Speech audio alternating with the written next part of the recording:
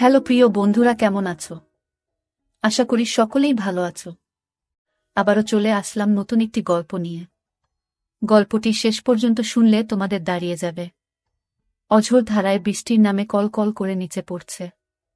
বৃষ্টির সাথে মানুষের অনেক মহব্বত আছে, একটি আকর্ষণ আছে। গম্ভীর হয়ে যায় মন, প্রেমিক প্রেমিকার মন চুয়ে যায় অজানা এক আকর্ষণীয় লোভাতুর চাওয়ায়। আমি 23 বছর বয়সের যুবক। আমার আজ মনটা কেমন করছে। বারান্দায় বসে বসে নিতর দেহে বৃষ্টির খেলা দেখছি। মন জুড়ে চিনচিন করছে। বড়ই একা লাগছে। কিছু একটা আমার নেই। আমার কিছু একটা চাই। ভাইয়া, কি করছিস? আমি হম্বিতম্বি করে চেয়ে দেখি আকাশি নীল টি শার্ট পরে আমার গা ঘেঁষে দাঁড়িয়ে আছে আমার ছোট বোন কান্তা।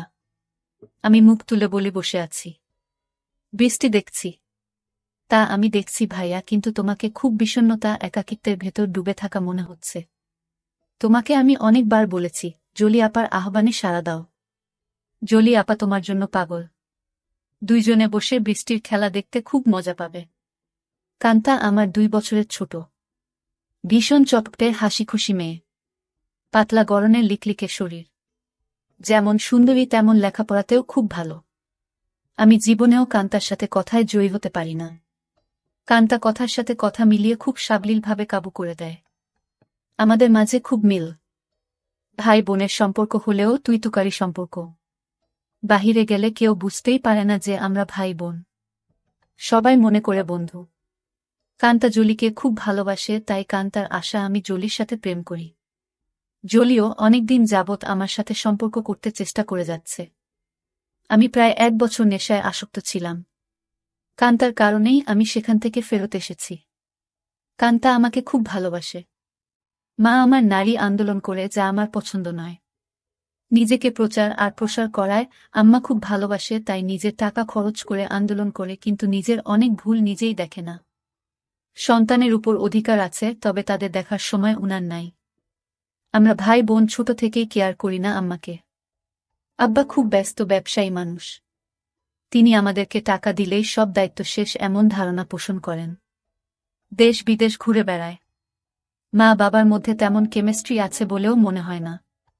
আমরা দুইজন নিজেদের ভুবন সাজিয়ে রেখেছি। আড্ডা মারা, বাহিরে যাওয়া, ঘুরে বেড়ানো সব আমরা একসাথেই করি। কান্তা আমার ঘাড়ে হাত রেখে বলে, ভাইয়া, জলি আপা খুব ভালো মেয়ে। তোমাকে সুখী রাখবে। হ্যাঁ বলে দাও। আমি ফোন করে দেই, দেখবে এই বজ্রপাতে কাক ভেজা শরীর নিয়ে তোমার কাছে হাজির হয়ে যাবে। কাকা ভেজা শরীর দিয়ে আমি কি করব? কি বলো ভাইয়া, মোস্ট রোমান্টিক দৃশ্য হল মেয়েদের ভেজা শরীর। তুই এত কিছু জানিস কি করে? কেন ভাইয়া, আমি কি ফিডার খাই? আমি এখনো বাচ্চা নাকি? তুই কি কারোর জন্য ভিজিস নাকি? ভাইয়া, সিরিয়াল আছে না? তুমি শুরু করলে আমি চেষ্টা করতাম। তোমার জন্যই আমি কিছু করতে পারছি না। তোরে কে বাধা দিচ্ছে? যা খুশি করো। কি বলো? বিয়াদবি হয় না। দুনিয়াতে তুমি আগে আসছো, তাই তোমার আগে কিছু করতে হবে। না রে, আমার এই কমিটমেন্ট খেলা ভালো লাগে না। মা বাবার আচরণ দেখে এই খেলার প্রতি মন নেই। ভাইয়া, সেটা তাদের ব্যাপার। তাই বলে কি আমরা সেটা দেখে এখন নিজেদের কষ্ট দেব? ওদের মাঝে ভালোবাসা ছিল, আর সেটার প্রমাণ তুমি আর আমি। বাবা গরিব ছিল, তাই টাকার অভাব দূর করতেই টাকার প্রতি আগ্রহ বেশি। আম্মা আব্বার জন্য ঠিক নয়। তাই বলে কি আমরা ভুল করব? এত কিছু ভাবিস কি করে? তোর কেউ থাকলে বলো, বিয়ে দিয়ে দেই। ভাইয়া, আমি তোমার চিন্তা করি। তুমি এত হ্যান্ডসাম একজন মানুষ, আর তোমার গার্লফ্রেন্ড নাই। কি করে হয়? তোমার দিকে সব মেয়ে চেয়ে থাকে হা করে, তুমি কি জান? তাই তুই কি এই সব দেখে বেড়াস নাকি? আমি হয়তোবা দেখতে ফানি কার্টুন, তাই সবাই দেখে। না ভাইয়া, তুমি ফানি না, তুমি তাদের কাছে হানি। ওরা তোমায় দেখে দেখে গিলে খায়। যা কি বলছিস? ভাইয়া, তুমি আসলেই খুব হ্যান্ডসাম, কিন্তু সেই ফিগারটাকে কাজে লাগাচ্ছ না। ইচ্ছা করলে অনেক মজা করতে পারো। কি করে? একটু এফোর্ট দাও, দেখবে প্রতিদিন তুমি বেড ডেটিং করতে পারবে। তুই কি করছিস নাকি এসব? আমি কোথায় পাব? কেউ আমাকে পছন্দ করে না। সবসময় তোমার সাথেই থাকি। অপরিচিত সবাই মনে করে তুমি আমার বয়ফ্রেন্ড। ভাই বোন হলেও তো আমরা ফ্রেন্ডের মতোই চলি। ফ্রেন্ডের মতো, কিন্তু বয়ফ্রেন্ড না ভাইয়া। তবে তুমি আমার ভাইয়া না হলে জোর করে হলেও তোমাকে বয়ফ্রেন্ড বানিয়ে নিতাম। যে কোনো মেয়ে তোমার জন্য পাগল হবে ভাইয়া, বলে আমার পেছন থেকে আমার গলা পেঁচিয়ে ধরে। আমি বাধা না দিয়ে বসে থাকি। আর কান্তা আমার বুকে হাত বুলিয়ে দিয়ে বলছে, জলি আপা তোমার এই সুটাম দেহের পাগল ভাইয়া। হাত বাড়িয়ে দাও, এনজয় করো। কান্তার হাত যেন থামছেই না। আমার শরীরে তৈরি হচ্ছে এক ধরনের কেমিস্ট্রি। চোখ বন্ধ হয়ে আসছে আরামে। আমি হাত ধরে ছাড়ানোর চেষ্টা করে বলি, কিরে তোর কি হয়েছে? তুই কি জলি হয়ে গেছিস নাকি? যেভাবে হাত দিচ্ছিস যেন তুই নিজেই জলি। কেন ভাইয়া, আমাকে কি জলি আপা মনে হচ্ছে? আমি তো জলি আপারও মতো না। কে বলছে? তুই অনেক সুন্দরী। কে আছে তোর মতো এত সুন্দর? আমি যদি তোমার বোন না হতাম তুমি কি আমার সাথে প্রেম করতে? অবশ্যই করতাম। তোর মতো রূপবতী রাজকন্যা পাওয়া ভাগ্যের ব্যাপারও। কান্তা চট করে আমার সামনে এসে বসে আমার দুই পায়ের ফাঁকে আমার দিকে চেয়ে থেকে বলে, ধন্যবাদ ভাইয়া, তোমার কাছ থেকে কমপ্লিমেন্ট পেয়ে আমি অনেক খুশি। You deserve a kiss from me. বলেই দিয়ে দেয় আমি কিছু বোঝার আগেই। কি করছিস কান্তা? কেন ভাইয়া, ভালো লাগেনি? ভাই বোনে লিপ টু লিপ দেয় নাকি? কুইক হয়। নো প্রবলেম ভাইয়া, বলে আমার মুখের খুব কাছাকাছি মুখ রেখেই কথা বলছে। সত্যি বলতে কি আমার ভালোই লেগেছে। কান্তা যেমন বুঝে গেছে সেটা তাই চট করে বলে উঠে, ইউ এনজয় ইট ভাইয়া। আমার দিকে চেয়ে বলে, সরি ভাইয়া। উঠে দাঁড়িয়ে রুমে চলে যায়। আমি সেখানে বসে থাকি অনেকক্ষণ। কাজের মেয়ে ডাকে সাড়া দিয়ে খাবার খেতে যাই। কান্তা আজ খাবে না, তাই আমি একাই খেয়ে রুমে গিয়ে ঘুমিয়ে যাই। কান্তার সাথে আমার দেখা হয় না আজ 2 দিন। লজ্জায় আমিও দেখা করার ইচ্ছা করিনি, কিন্তু আজ আমাদের নানিকে দেখতে যাওয়ার কথা এবং খালাতো ভাইয়ের বিয়ের ব্যাপারে আমাদের অনুষ্ঠানের পরিকল্পনা নিয়ে সকল আত্মীয়স্বজন নিয়ে মিটিং আছে সন্ধ্যায় খালার বাসায়। কান্তার মোবাইলে টেক্সট দিয়ে আমাকে জানিয়ে রেখে বলে সে খালার বাসায় চলে যাবে, যেন আমি মিস না করি, কিন্তু নানির বাসায় সে যাবে না। আমি নানির বাসা থেকে খালার বাসায় গিয়ে দেখি সবাই বসে আছে। আমাদের মিটিং শেষ করে রাত 12। একটা হোভার ডেকে বাসায় আসি। প্রায় সবাই গাড়ি নিয়েছিল, কিন্তু কান্তা কারো লিফট নিতে নারাজ। বাসায় এসে যার যার রুমে চলে যাই। আম্মা জানতে চাইল মিটিং কেমন হলো এবং আমরা কি করব। আমরা দুইজনই কালকে বলবো বলে বিদায় নিই। আম্মা শুধু বলল, আগামীকাল আমরা কক্সবাজার যাব, তোরা কি যেতে চাস নাকি? আমি বললাম না। কান্তা জবাব না দিয়ে চলে যায়। আব্বা আম্মা দুপুরের ফ্লাইটে কক্সবাজার চলে গেলে আমি আর কান্তা বাসায় বসে আছি। তখন কান্তা বলে, ভাইয়া চলো আজ আমরা বাহিরে ডিনার করি। আমি রাজি হতেই কান্তা ধন্যবাদ দিয়ে কাজের মেয়েকে বলে, আমরা রাতে খাবো না আজ। তুই ইচ্ছা করলে ছুটি নিতে পারিস। কালকেও আমরা থাকব না। আমাদের আগেই কাজের মেয়ে চলে যায় তার স্বামীর বাসায়। আমরা বিকালে বাহির হই ডিনারের জন্য। কান্তা ইচ্ছা করে খুব সুন্দর একটা ড্রেস পরে। দেখতে খুব সুন্দর লাগছিল। ড্রেস দেখে কেউ বলবে না আমি তার ভাই।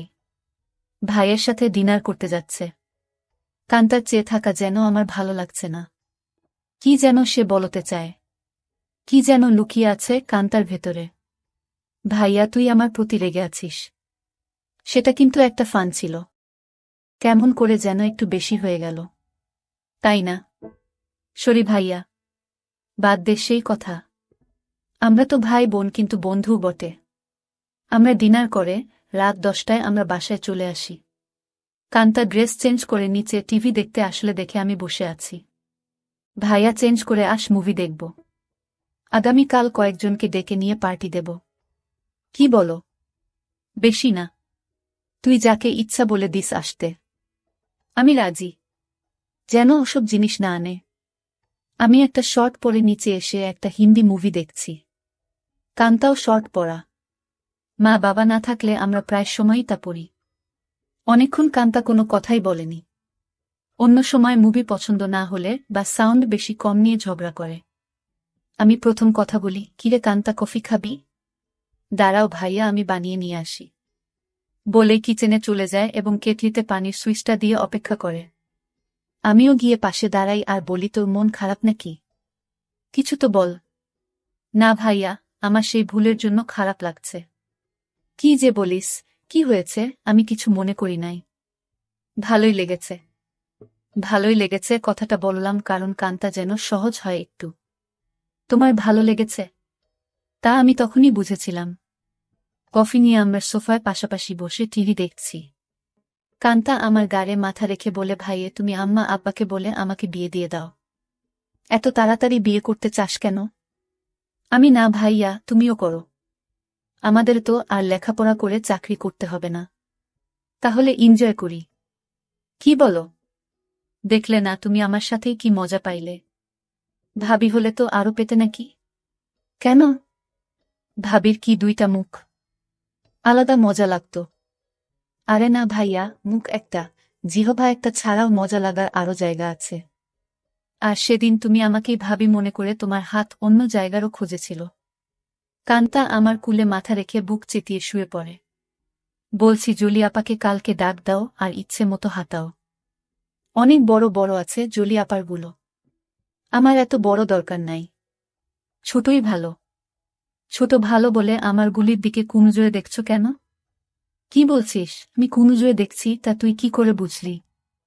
ভাইয়া আমার মাথার নিচের থেকে সংকেত দিচ্ছে। আমি টের পাচ্ছি বলেই হা হা করে হেসে উঠে বসে আর বলে, ভাইয়া আমি এখন জলি আপাকে ফোন দেই। এই ধূপসি মোটা জলি আমার লাগবে না। তোমার কি আমার মতো শুকনা কাঠ পছন্দ? তবে জলি আপা কিন্তু এক্সপার্ট। শুনেছি খুব আনন্দ দেয়। আমাকে অনেক কিছু শিখিয়েছে বলে আমার চোখে চোখ রেখে কেমন একটা ইশারা দেয়।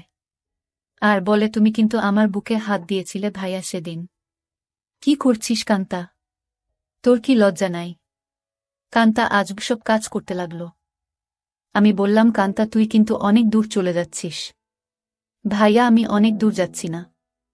ভাইয়া এই মুহূর্তে আমার ভালো লাগছে তোমার জিনিসটা ধরে রাখতে। আর সেটাই সত্য। প্লিজ বাধা দিও না। কান্তা তুই আমার ছোট বোন। খুব আদরের। আমি চাই না সামান্য একটু ভুলের জন্য আমাদের জীবন নষ্ট হোক। ভুলের মাঝে আমরা বেঁচে থাকি। ভাইয়া আমাদের সম্পর্কে ফাটল ধরবে না। কান্তা এইসব তুই শিখলে কোথায়? ভাইয়া বয়স হয়েছে, মুভি দেখি আর আমার কাছে রাবারের একটা আছে। সেটা দিয়ে প্রতিরাত প্র্যাকটিস করি। সব শিক্ষার বড় শিক্ষা হলো সেটা। সব মেয়েদেরই বিয়ের আগে এই শিক্ষা অর্জন করা উচিত।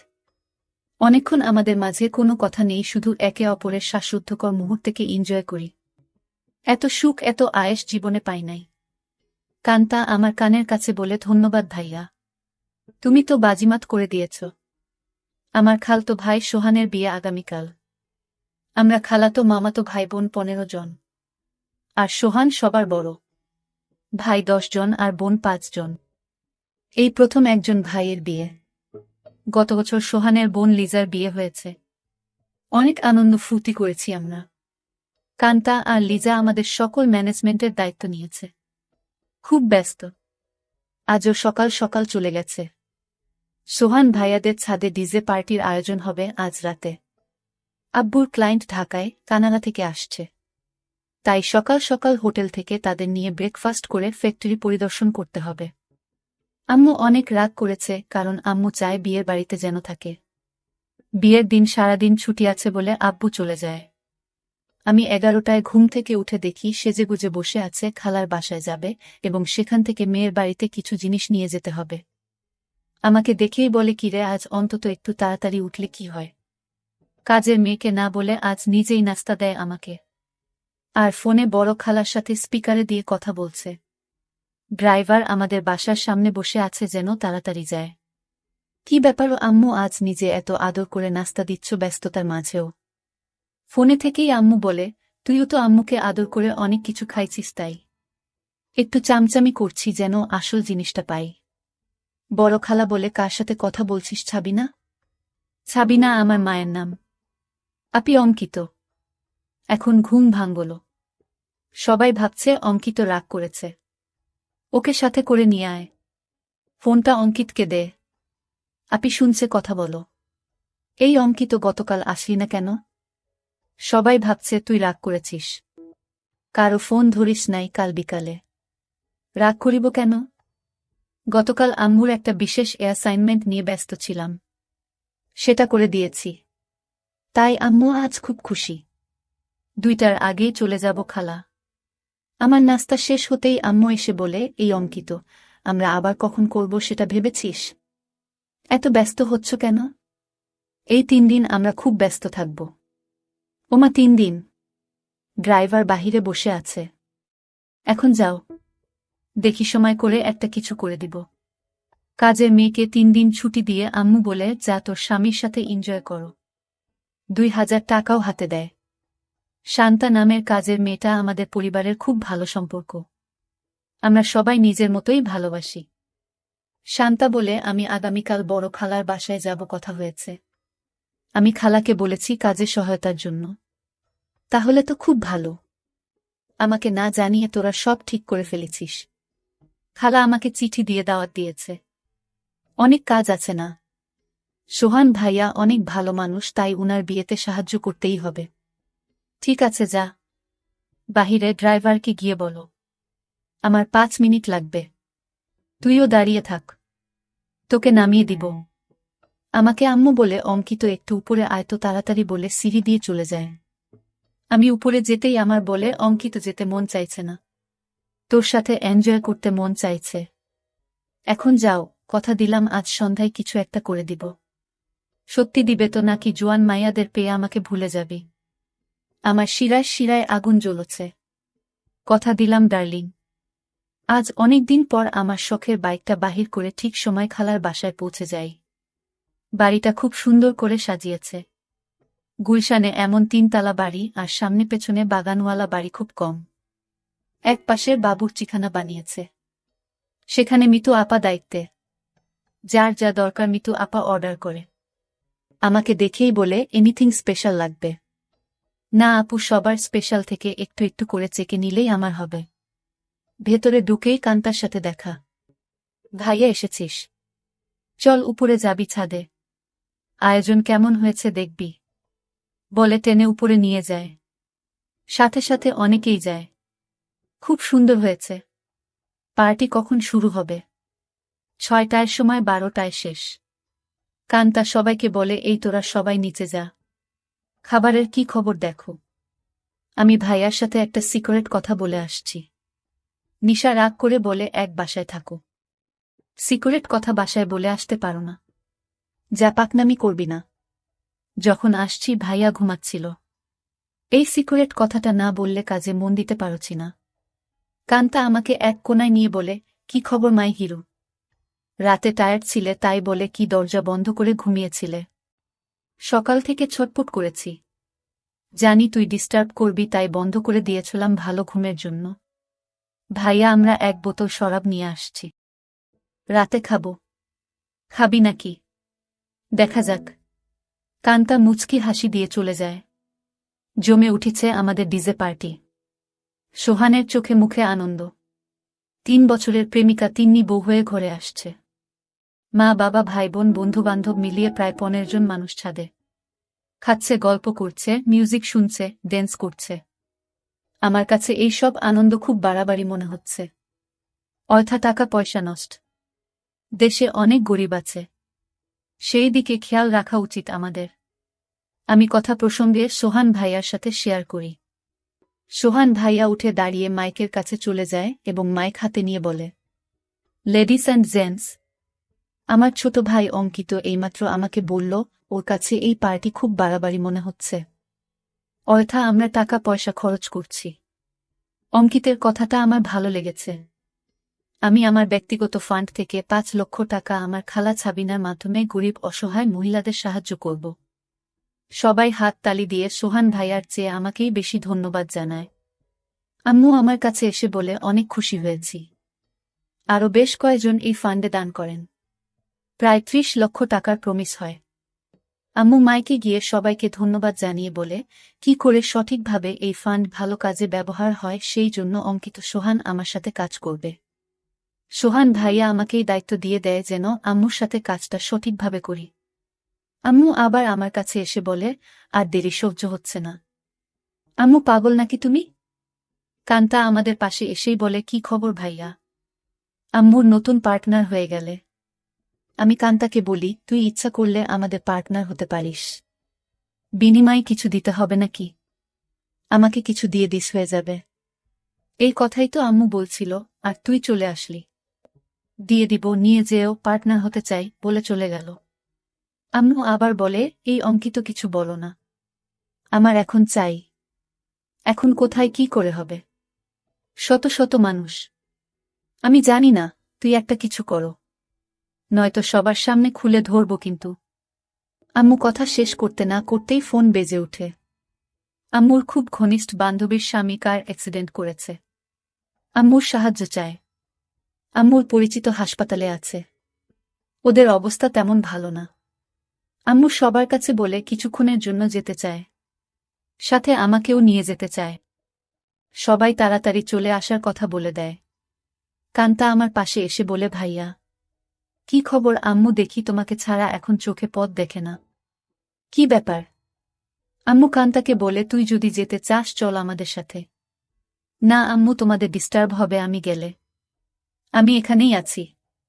সোহান ভাইয়া ড্রাইভার আমাদের নামিয়ে দেয় হাসপাতালে।